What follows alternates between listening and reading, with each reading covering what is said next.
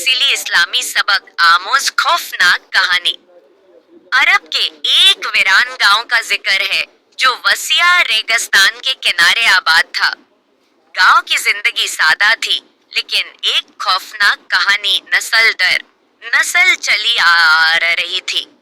ये कहानी ज़ुबा नामी जुन के बारे में थी, जो कहा जाता था कि गुनाहगारों को उनके गरूर और सरकशी की सजा देता है। ज़ुबाह के बारे में मशहूर था कि वो उन लोगों को रेगिस्तान में घसीट ले जाता और उनकी गर्दन काटकर उन्हें अबरत का निशान बना देता।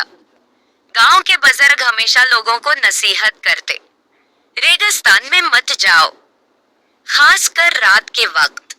मखलूक तुम्हारी मुंतजर होती है, जो सिर्फ तुम्हारे गुनाहों की बो सूंघती है। इब्तिदा 4 दोस्तों की जुद, फहद, जमाल, उमर और रियान गांव के नौजवान थे। उनका ग्रुप शरारतों और बेखौफी के लिए मशहूर था। उनकी जिंदगी दीन से दूर और गुनाहों में मुब्तला थी। वो नमाज को वक्त की बर्बादी समझते, बुजुर्गों की नसीहत को मजाक बनाते और अपने अमाल की फिक्र कभी न करते। एक दिन कहवा खाने में बैठे उन चारों ने एक मौजूआ छेड़ा। फहद ने कहा, ये ज़ुबाह की कहानी सिर्फ बच्चों को डराने के लिए बनाई गई है।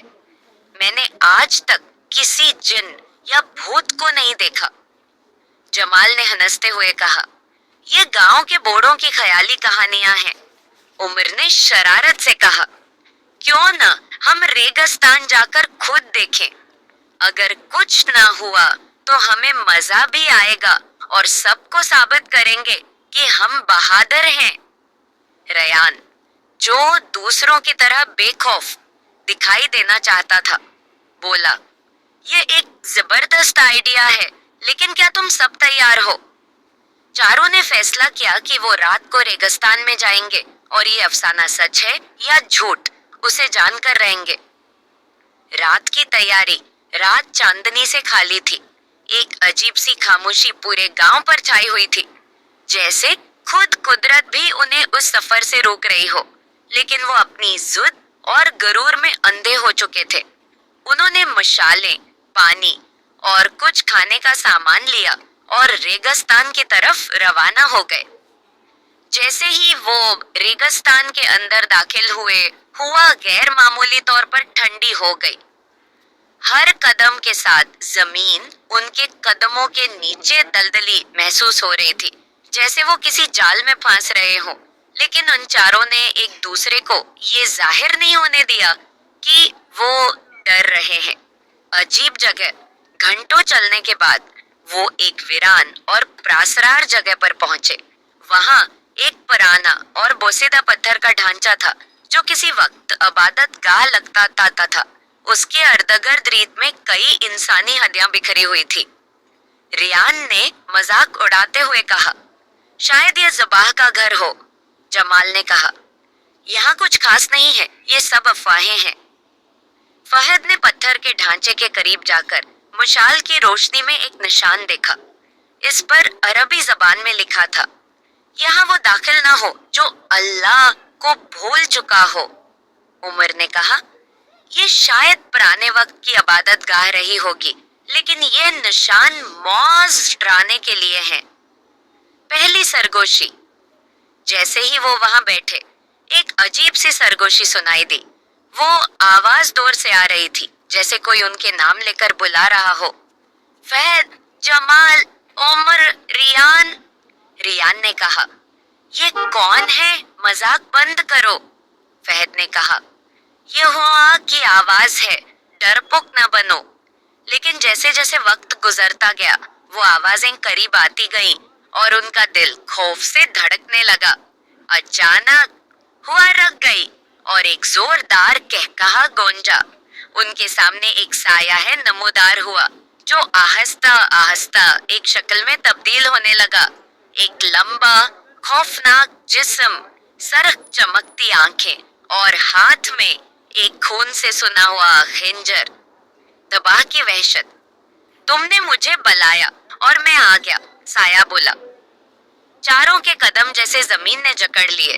فہد نے بہادری ظاہر کرنے کی کوشش کرتے ہوئے کہا، ہم تم سے نہیں ڈرتے، یہ سب کہانیاں ہیں۔ زباہ نے کہا لگایا اور کہا، یہ کہانیاں، میں وہ حقیقت ہوں جو تمہارے گناہوں سے پیدا ہوئی ہے۔ میں تمہیں وہ سزا دینے آیا ہوں جس کے تم حقدار ہو۔ پہلا شکار۔ زباہ نے اپنی سرخ آنکھوں سے ریان کی طرف دیکھا جو سب سے زیادہ خوفزدہ لگ رہا تھا۔ تم نے اپنے گناہوں کو کبھی اہمیت نہیں دی اور آج تمہارا حساب ہوگا۔ ریان نے بھاگنے کی کوشش کی لیکن زباہ نے اپنے کھنجر سے اس کی گردن کاٹ دی۔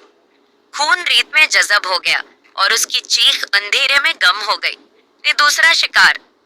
جمال چیختے ہوئے بھاگا لیکن اس کا راستہ ریت میں دھنس گیا۔ زباہ اس کے پیچھے نمودار ہوا اور کہا، تم نے نصیحتوں کا مذاق اڑایا اور اب تمہاری باری ہے۔ اس کے کھنجر نے جمال کے سینے کو چیر دیا۔ باقی دو دوست عمر اور فہد الگ الگ سمتوں میں بھاگے۔ عمر دعا کرنے کی کوشش کر رہا تھا لیکن اس کی زبان لڑکھڑا رہی تھی۔ زباہ نے اسے گھیر لیا اور کہا، جو اپنے رب کو یاد کرنے میں دیر کرے وہ میرے لیے بہترین شکار ہے۔ عمر کی چیخیں ریگستان میں گونجنے لگی اور وہ ریت میں دفن ہو گیا۔ فہد کی توبہ۔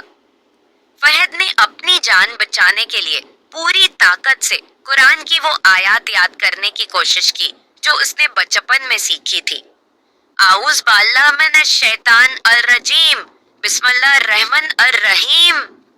زباہ اس کے قریب آیا اور بولا، تمہارے گناہوں کا بوجھ بہت بڑا ہے لیکن اگر تمہارے الفاظ سچے ہیں تو تمہیں ایک موقع دیا جا سکتا ہے۔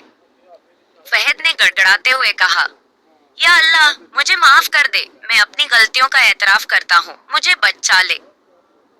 روشنی کی کرن، قرآن کی آیات کی گونج اور فہد کی سچی توبہ نے ریگستان کو روشنی سے بھر دیا۔ زباہ نے ایک چیخ ماری اور اس کا جسم دھوئیں میں تبدیل ہو گیا۔ اختتام۔